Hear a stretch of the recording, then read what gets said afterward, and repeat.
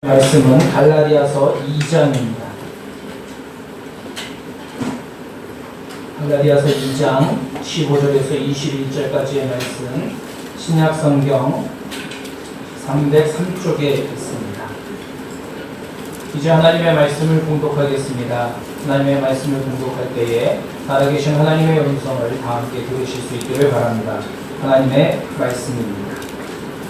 우리는 본래 유대인이요 이방 죄인이 아니로되 사람이 의롭게 되는 것은 율법의 행위로 말미암음이 아니요 오직 예수 그리스도를 믿음으로 말미암은 줄 알므로 우리도 그리스도 예수를 믿나니 이는 우리가 율법의 행위로서가 아니고 그리스도를 믿음으로써 의롭다함을 얻으려 함이라. 율법의 행위로서는 의롭다함을 얻을 요체가 없느니라. 만일 우리가 그리스도 안에서 의롭게 되려 하다가 죄인으로 드러나면 그리스도께서 죄를 짓게 하는 자냐? 결코 그럴 수 없느니라. 만일 내가 헐었던 것을 다시 세우면 내가 나를 범법한 자로 만드는 것이라. 내가 율법으로 말미암아 율법에 대하여 죽었나니 이는 하나님에 대하여 살려 함이라. 내가 그리스도와 함께 십자가에 못 박혔나니 그런즉 이제는 내가 사는 것이 아니요 오직 내 안에 그리스도께서 사시는 것이라. 이제 내가 육체 가운데 사는 것은 나를 사랑하사 나를 위하여 자기 자신을 버리신 하나님의 아들을 믿는 믿음 안에서 사는 것이라. 내가 하나님의 은혜를 패하지 아니하노니 만일 의롭게 되는 것이 율법으로 말미암으면 그리스도께서 헛되이 죽으셨느니라. 아멘. 함께 기도하겠습니다.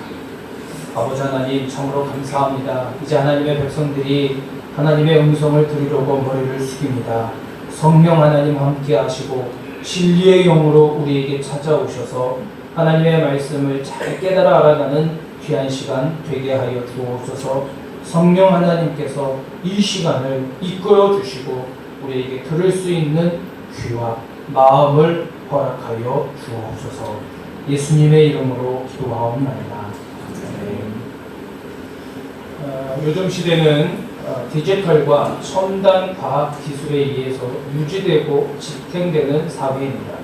어디를 가든 남녀노소를 불구하고 한 손에 보면 스마트폰을 다 들고 있습니다. 한국에서 지하철을 여러분 타시다 보면 참 이게 예전에 볼 수 없는 풍경들이 많이 있는데요. 예전에는 한 손에는 책을 들고 살았지만 이제는 다 스마트폰을 하나씩 들고 귀에다 이어폰을 들고 그렇게 다니고 있는 많은 사람들을 보게 됩니다. 집집마다 최첨단의 이 기계들에 의해서 우리가 오늘 새로운 삶을 살아가고 있습니다. 이러한 때에 사람들은 점점 이 영성에 대한 관심이 늘어나고 있습니다. 최근 통계에 따르면 많은 나라에서 가장 많이 팔리는 책이 어떤 것인가 이렇게 봤더니요, 역시 부자 되는 법, 이런 책이 많이 팔리더라고요. 그 다음에 많이 팔리는 책이 자기관리법, 자기 개발하는 책들이 많이 팔렸습니다. 그 다음으로 많이 팔리는 책이 뭐냐면 영성에 관한 책이었습니다. 영성에 관한 책. 21세기는 영성의 시대라고 말하는데 정말 이 영성에 관하여 사람들의 관심이 점점 늘어나고 있습니다. 그런데 안타까운 것은 이 영성의 책이 참 많이 팔리는데 기독교 서적보다 불교 서적이 훨씬 더 많이 팔린다는 것입니다. 그러면 왜 이런 현상이 일어났는가 여러 가지로 분석을 했는데요. 이 피터 샌든이라는 박사라는 분이 이렇게 좀 이야기를 했습니다. 사람들이 신념보다 영적인 삶을 더 원하기 때문이라고 말하면서 불교에 관한 책은 삶의 방식으로 나타나는 반면에 기독교는 사람들에게 신념 체계로 나타났다고 말하고 있는 거죠. 조금 어려운 말인데 쉽게 말하면 이런 거예요. 불교에 관한 이 영성에 관한 책들은요, 삶 속에서 어떻게 살아가는지에 대해서 이야기하고 있다면 기독교는요, 그냥 믿으면 돼. 이 이론으로, 생각으로 머릿속에만 머물러 있고 실천에 옮기지 못하기 때문이다라고 하는 결론을 내렸습니다. 사실 저는 여러분 이 말에 동의할 수가 없습니다. 왜냐하면 기독교는 이 생겔 박사가 말했던 것처럼 신념 체계가 아닙니다. 삶의 방식으로 드러나는 것이 맞는 일이죠. 그럼에도 불구하고 이 생겔 박사가 말하고 있는 것이 사실이라면 여러분 그것은 정말 충격적인 보고입니다. 이미 세상은 기독교에 대해서 평가할 때 삶의 방식이 아니라 신념 체계로 이해하고 있기 때문에 그렇습니다. 그 말은요, 기독교가 변질되었다라는 말입니다. 복음이 변질되었다라고 말하는 것입니다. 여러분, 기독교는 단순히 우리가 믿는 것에만 머무르는 신념이 아니죠. 우리가 믿는 복음은 머리로만 이해하는 것이 아니고 가슴에만 머물러 있는 것이 아니다라고 하는 것입니다. 우리가 믿는 복음은 삶의 방식으로 드러납니다. 그래서 우리가 믿음 생활이라고 얘기를 하는 것입니다. 왜냐하면 생활로 드러나기 때문에 그런 것입니다. 오늘 사도 바울이 갈라디아 교회 편지를 하면서 삶의 방식인 복음에 대해서 좀 설명을 하고 있습니다. 사도 바울은 자신이 의롭게 된 것이 율법의 행위로가 아니다 라고 말하고 있습니다. 다시 말하면 율법을 지키고 율법대로 살았기 때문에 내가 의로운 사람이 된 것이 아니다 라고 말하는 것입니다. 여러분, 이 말은 과거의 전통 가운데 이 유대인의 삶의 방식이 율법을 지키는 삶 아니었겠습니까? 율법을 지키고 율법을 목숨같이 여기는 그러한 삶이었는데 그것 때문에 본인이 의롭게 되었다라고 말하고 있는 것이 아니에요. 오히려 이 율법 때문에 본인의 삶은 더 힘들었고 본인의 삶은 더 얽매이는 삶이었고 과거의 전통 때문에 잘못된 신념으로 기독교인들을 박해했던 일이 있었다라고 말하고 있는 거예요. 그러면서 본인이 지금도 여전히 죄인이지만 의롭게 된 것은 예수 그리스도를 믿음으로 말미암아 가능하게 되었다라고 말하는 것입니다. 그렇기 때문에 이제는 율법에 대하여 죽었다라고 고백해요. 과거에 믿었던 신념은 죽었다라고 말하고 있습니다. 율법의 행위로는, 다시 말하면 우리의 삶의 행위로는 결코 의롭게 될 수 없기 때문에 나는 예수 그리스도를 믿는다라고 말하고 있는 거죠. 예수 그리스도를 믿음으로 말미암아 내 삶이 의롭게 되었다라고 그가 설파하고 있는 것이죠. 그러면서 내가 예수 그리스도 믿음으로 말미암아 오늘 구원에 이르렀다라고 말하는 것입니다. 여러분, 그렇다면 이제 우리는 질문할 수밖에 없을 것 같습니다. 도대체 예수님을 믿는다라고 하는 것이 무엇인가 하는 것이죠. 여러분, 오늘 본문 말씀 우리가 15절부터 21절까지 쭉 읽어왔지만 예수 그리스도를 믿음으로 믿는다라고 하는 말이 계속해서 반복되어져 나오고 있습니다. 여러분, 그렇다면 우리가 정말 예수님을 믿는다라고 하는 것이 무엇인가라고 하는 것이죠. 예수님을 믿음으로 구원받았다라고 하는데 예수님을 믿는다라고 하는 것이 무엇인지 이 시간 우리가 좀 생각해 보려고 합니다. 우리는 그 답을 20절에서 찾을 수 있어요. 20절 말씀을 같이 한번 읽어볼까요? 20절 시작. 내가 그리스도와 함께 십자가에 못 박혔나니 그런즉 이제는 내가 사는 것이 아니요 오직 내 안에 그리스도께서 사시는 것이라. 이제 내가 육체 가운데 사는 것은 나를 사랑하사 나를 위하여 자기 자신을 버리신 하나님의 아들을 믿는 믿음 안에서 사는 것이라 라고 말씀하고 있습니다. 여러분, 이 20절 말씀 많이 암송하고 있는 구절 중에 하나입니다. 1대1 제자 양육하시면 제일 먼저 암송해야 할 구절이 바로 이 구절입니다. 여러분, 좀 긴 구절인데 이 한 구절을 두 가지로 설명할 수 있습니다. 이 구절 가운데 예수 믿는 것이 어떤 것인지를 두 가지로 우리는 설명할 수 있다라고 하는 것이죠. 먼저 예수님을 믿는다는 것은 주님의 뜻을 따라 사는 것이다라고 말할 수 있습니다. 한번 따라해 보시죠. 예수님을 믿는다는 것은 주님의 뜻을 따라 살아가는 것입니다. 여러분, 20절 상반절을 보시면 내가 그리스도와 함께 십자가에 못 박혔나니 그런즉 이제는 내가 사는 것이 아니요 오직 내 안에 그리스도께서 사시는 것이라 라고 말씀하고 있습니다. 예수님께서는 저와 여러분들을 위해서 십자가에 죽으셨죠. 이 말은 저와 여러분들의 죄를 위해서 십자가에 죽으셨다라고 하는 말입니다. 예수님께서 십자가에 죽으셨지만 실제는 여러분 우리가 죽어야 할 자리였습니다. 예수님께서 십자가에서 대신 죽으신 것입니다. 그리고 예수님께서 십자가에 죽으실 때 우리도 그 십자가에서 죽었다라고 하는 것을 우리는 오늘 믿고 있는 것이죠. 하지만 오늘 우리가 이렇게 살아가는 것은 이제 내가 사는 것이 아니라 예수님이 십자가에 죽으셨기 때문에 내 안에 계신 예수님을 대신해서 살아가는 것임을 말하고 있는 것입니다. 내가 오늘을 살아가고 있지만 예수님 뜻대로 살아가는 것이다 라고 말하는 것입니다. 예수님처럼 살아가는 것이에요. 우리가 예수님을 믿는다면 오직 예수님께서 원하시는 삶을 살아야 된다는 것입니다. 내가 오늘 육체를 갖고 살아갑니다. 그러나 내가 사는 것이 아니라 내 안에 계신 예수님의 뜻을 따라 그 뜻을 이루어드리며 살아가는 것이 예수님을 믿는 것이다라고 하는 증명이다라고 하는 것이죠. 예수님을 깊이 생각하라라는 책을 쓰신 유기성 목사님께서 최근에 안신용을 맞이하시고 난 다음에 발간한 책에서 이런 이야기를 하셨습니다. 우리는 항상 자신이 약하다라고 생각을 해요. 그래서 어려서부터 끊임없이 비교식 때문에 우리의 생각이 굳어졌다라고 하는 것입니다. 끊임없이 강하신 하나님의 도우심을 기도하고 그리고 기다린다라고 말하고 있습니다. 그러나 하나님께서 좀처럼 역사하지 않는 것 같다라는 이야기를 하세요. 제가 깜짝 놀랐습니다. 우리 유기성 목사님 하나님과 동행하는 삶, 주님과 동행하는 것 이거에 대해서 굉장히 많이 말씀을 하고 계시는데 당신의 입술 속에서 하나님께서 좀처럼 우리가 기도할 때에 우리의 연약함을 응답해 주시고 역사해 주시지 않는 것 같다라고 말하는 것을 제가 읽고는 그럼 우리는 도대체 어떻게 살라고 하는 말이지? 라는 생각을 하게 되었습니다. 적어도 유기성 목사님의 삶에는 그랬다라고 얘기를 합니다. 여러분 그런데 곰곰이 생각해 보니까 하나님께서 도와주시지 않는 것이 아니라 도와주지 못하신다는 것입니다. 여러분 같은 말인 것 같은데 좀 다릅니다. 하나님께서 도와주시지 않는 것이 아니라 우리를 도와줄 수 없는 상황에 있다는 거예요. 왜냐하면 우리가 너무 강하기 때문이라는 것입니다. 여러분 그러면서 이 유기성 목사님 열등감이 시달릴 때가 있었다라고 말하시는데 열등감에 사로잡힌 것도 우리 자아가 너무 강하기 때문이다라고 이야기를 하십니다. 낙심도 좌절도 우리가 너무 강하기 때문에 생기는 것이다라고 말씀하시더라고요. 우리는 실제로 너무도 연약한 존재가 맞습니다.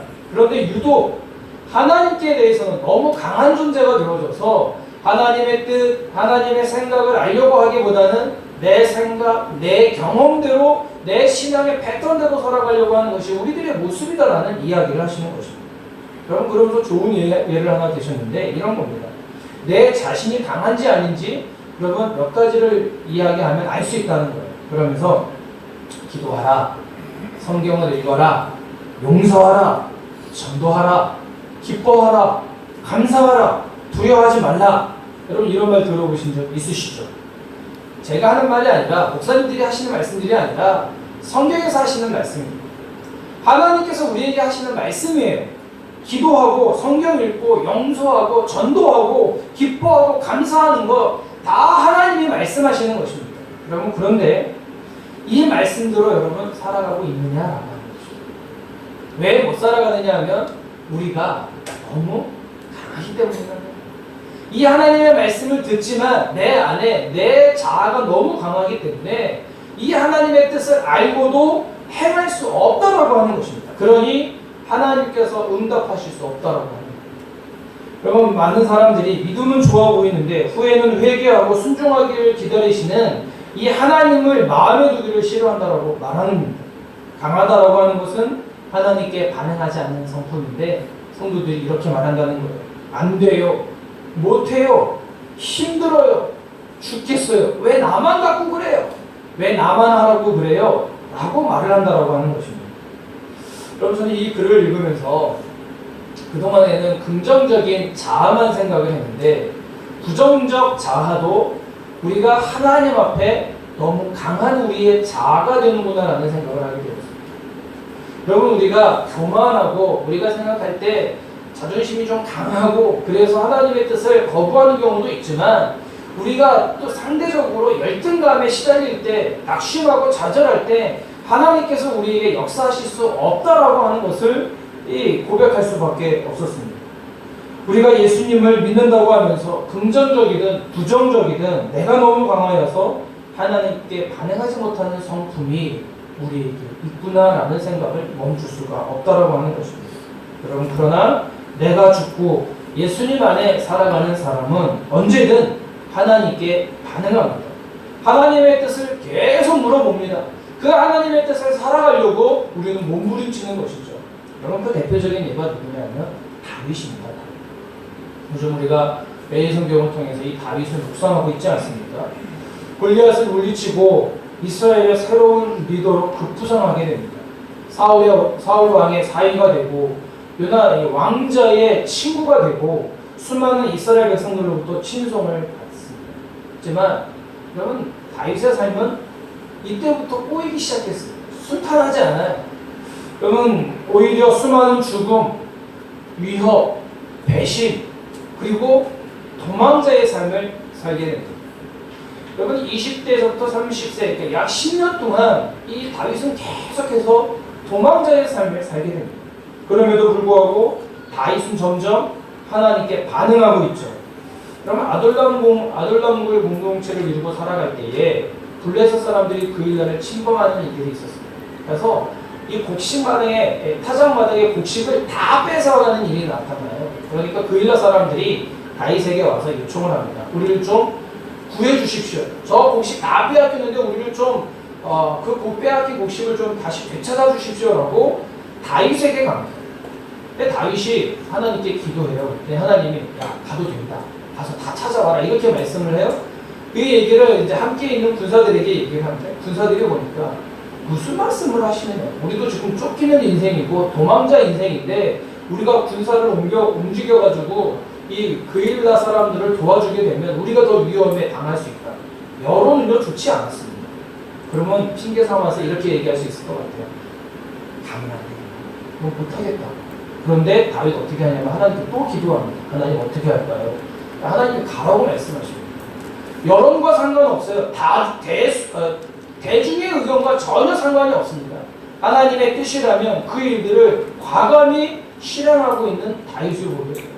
더 나아가 엔게디 요새에 있는 동안에 사울이 다윗을 잡으려고 했는데 용변이 너무 급했던 것입니다. 그래서 성경을 보니까 다윗이 숨어있는 굴 안으로 들어가서 사울에게 용변을 보려고 해요.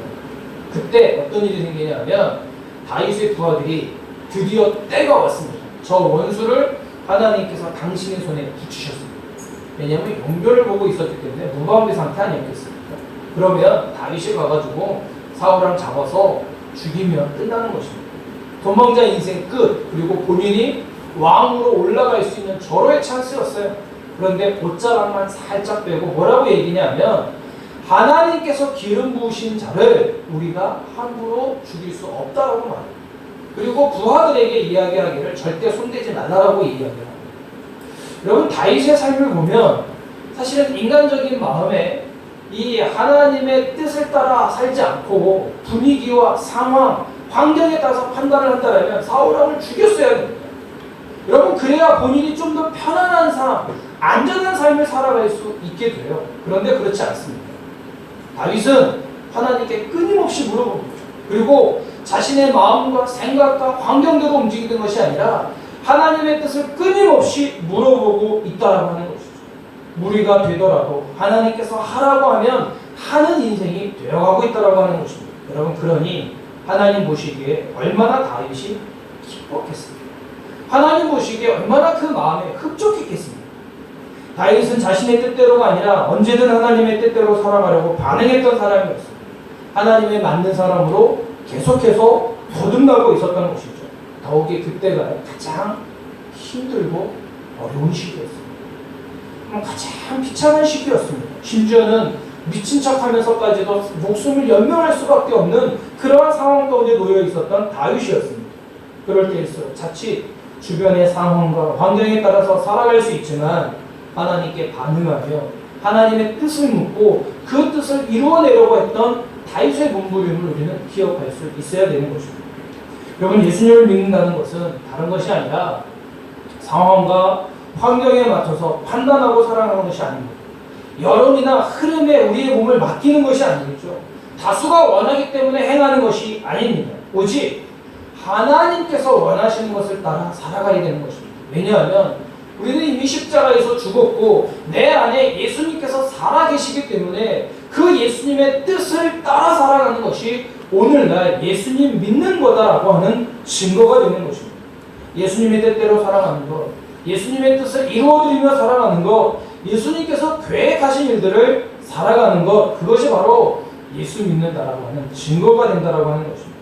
여러분 그렇기 때문에 우리는 내 안에 있는 나의 생각, 경험을 버려야만 합니다.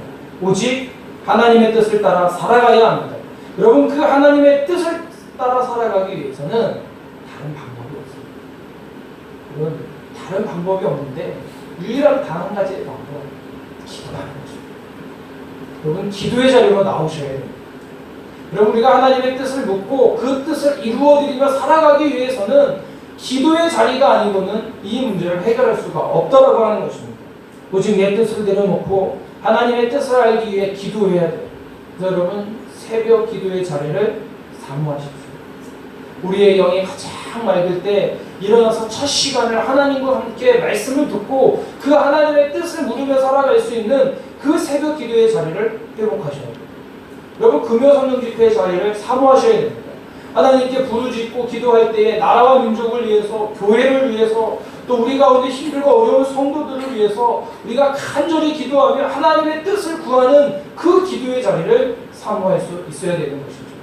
여러분의 골방의 문을 들고 들어가 앉으실 수 있기를 바랍니다. 여러분의 골방에서 정말 하나님을 은밀히 만나고 그 가운데서 말씀하시는 그 뜻을 깨달아 알아가며 하나님께 반응할 수 있는 성도님들이 되실 수 있기를 간절히 바랍니다. 그럴 때 예수님을 믿는다라고 하는 것이 우리의 삶의 방식으로 드러나게 될 줄로 믿습니다. 예수님을 믿는다는 것의 다른 하나는요, 예수님을 위해서 사는 것입니다. 한번 따라해 볼까요? 예수님을 믿는다는 것은 예수님을 위해서 사는 것입니다. 20절 하반절을 보시면 이제 내가 육체 가운데 사는 것은 나를 사랑하사 나를 위하여 자기 자신을 버리신 하나님의 아들을 믿는 믿음 안에서 사는 것이라 라고 말씀하고 있습니다.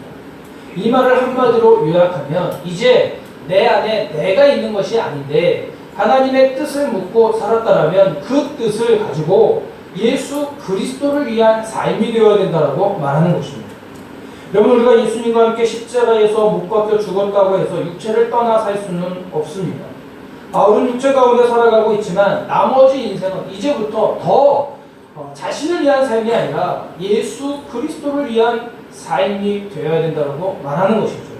그래서 바울은 이제 내가 육체 가운데 사는 것은 나를 사랑하사 나를 위하여 자기 자신을 버리신 하나님의 아들을 믿는 믿음 안에서 사는 것이다 라고 말하는 것입니다. 자신은 연약해요. 유한한 육체를 가지고 있어요. 그러나 예수 그리스도를 믿는 믿음 안에서 예수님을 위해 살아가는 인생, 그것이 바로 예수님을 믿는다라고 하는 증거라고 하는 것입니다. 여러분, 그런 의미에서 보면 예수님을 믿는다라고 하는 것은 예수님을 위해 사는 것입니다. 우리가 각자의 삶의 자리가 있고 역할이 다 다르죠.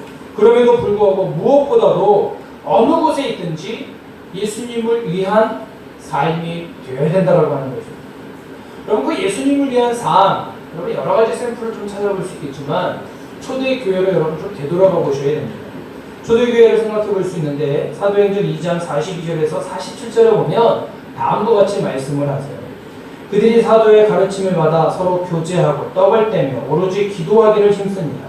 사람마다 두려워하는데 사도들을 말미암아 기사와 표적이 많이 나타나니 믿는 사람이 다 함께 있어 모든 물건을 서로 통용하고 또 재산과 소유를 팔아 각 사람의 필요를 따라 나눠주며 날마다 마음을 같이하여 성전에 모이기를 힘쓰고 집에서 떡을 떼며 기쁨과 순전한 마음으로 음식을 먹고 하나님을 찬미하며 또 온 백성에게 친송을 하니 주께서 구원받는 사람을 날마다 더하게 하시니라라고 말하고 있습니다. 초대교회 성도들은요, 예수 그리스도의 십자가의 복음을 경험한 이후에 완전히 삶이 바뀌었습니다. 얼마 전까지만 해도 무섭고 두려워서 칩고 생활했던 제자들과 성도들이었습니다. 심지어는 이제 먹고 살겠다라고 예수님을 버리고 각자의 일터 자리로 나아갔던 제자들이었습니다. 하지만 부활하신 예수님을 만나고 난 이후에 그들이 모여서 예수님께서 약속하신 성령님을 기다립니다. 예수님께서 부활하신 지 50일이 지난 그 이후에 성령 강림의 역사가 나타나고 성령님을 체험하고 난 다음에는요, 그들이 예수 그리스도를 위해서 자신들의 목숨을 내놓는 일들이 드러나기 시작합니다.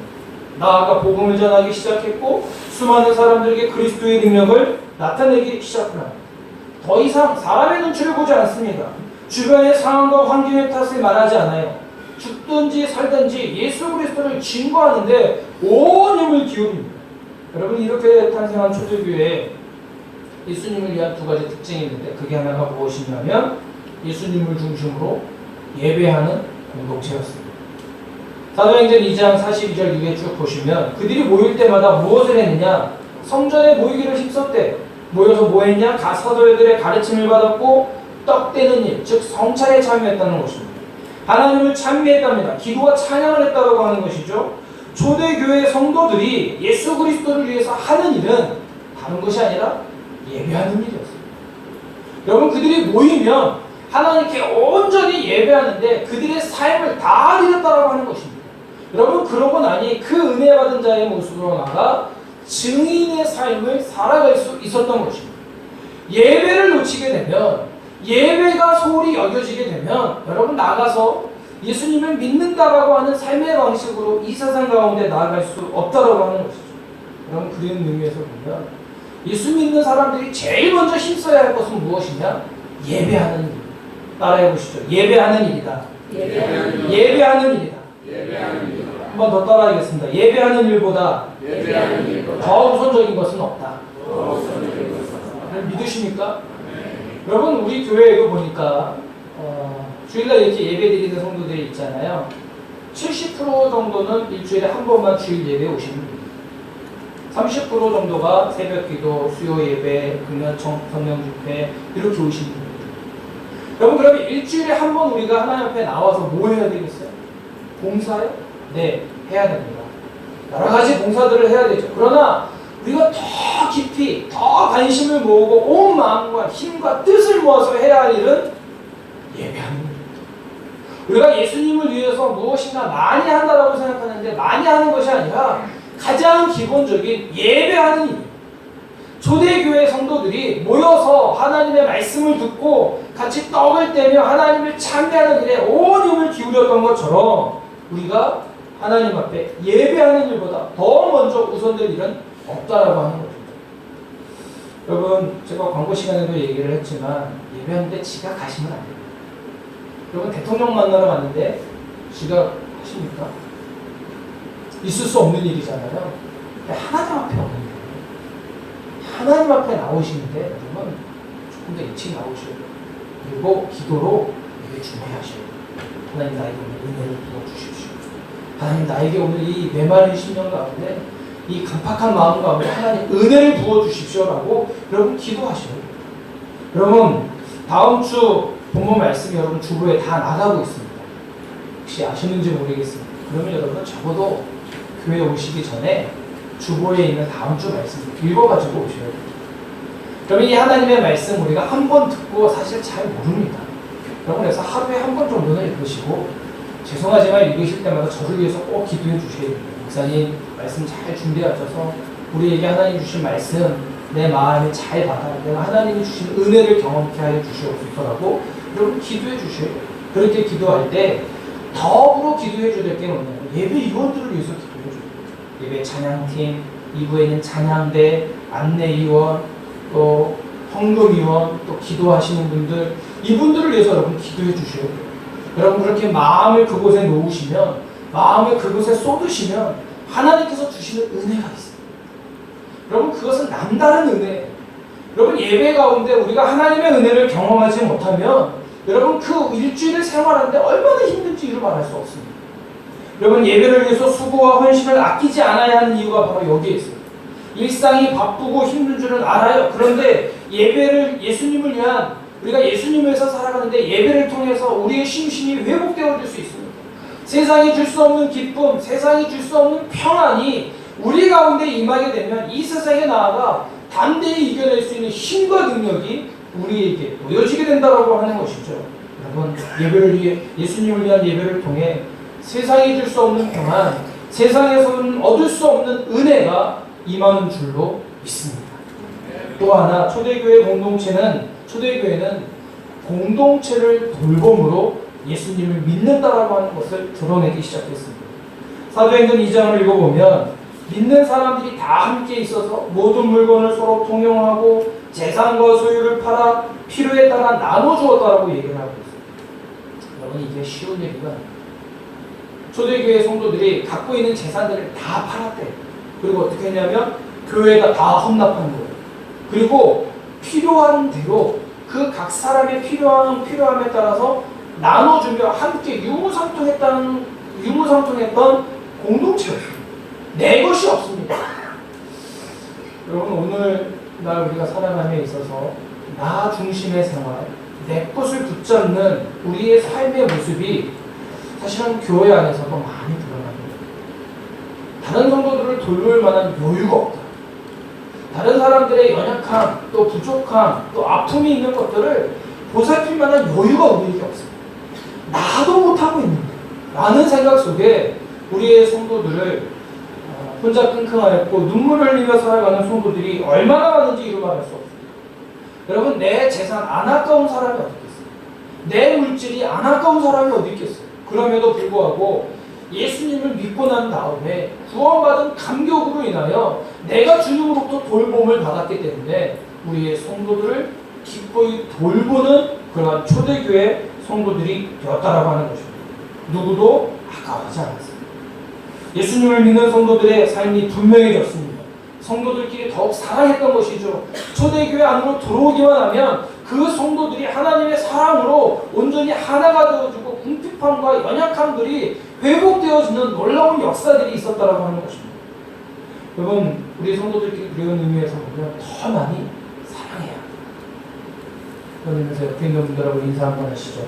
제가 더 많이 사랑하겠습니다. 이렇게 한 번 더 인사하겠습니다. 제가 더 잘 섬기겠습니다. 여러분, 옆에 있는 성도들 보시면 우리가 이 일을 꼭 마음에 깊이 새겨놔야. 여러분, 많은 사람들이 이런 얘기해요. 우리끼리 사랑하는 것이 무슨 소용이냐.